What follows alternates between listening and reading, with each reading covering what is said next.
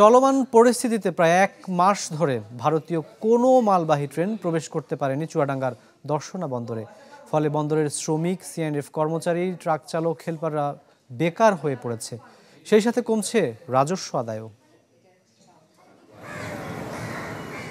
বৈষম্য বিরোধী আন্দোলন আর সরকারের পরিবর্তন সব মিলিয়ে ১ মাসেরও বেশি সময় স্থবির চুয়াডাঙ্গার দর্শনা বন্দর। প্রবেশ করেনি ভারতীয় কোনো মালবাহী ট্রেন।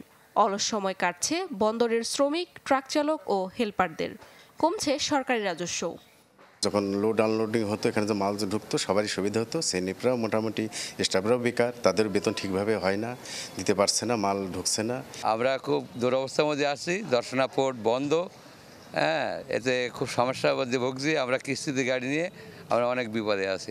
বাংলাদেশের সাথে ভারতের সাথে আলাপ আলোচনা করে খুব দ্রুত যাতে এটা সমাধান হয়, এই দিকে দৃষ্টি দেওয়ার জন্য আমি আকুলভাবে অনুরোধ করতেছি। যদিও সীমান্তের ওপারে পণ্যবাহী ট্রাকের দীর্ঘ লাইন, অপেক্ষা স্বাভাবিক পরিস্থিতির। 19টা রেক দাঁড়ায় আছে, দর্শনাতে 6টা রেক দাঁড়ায় আছে।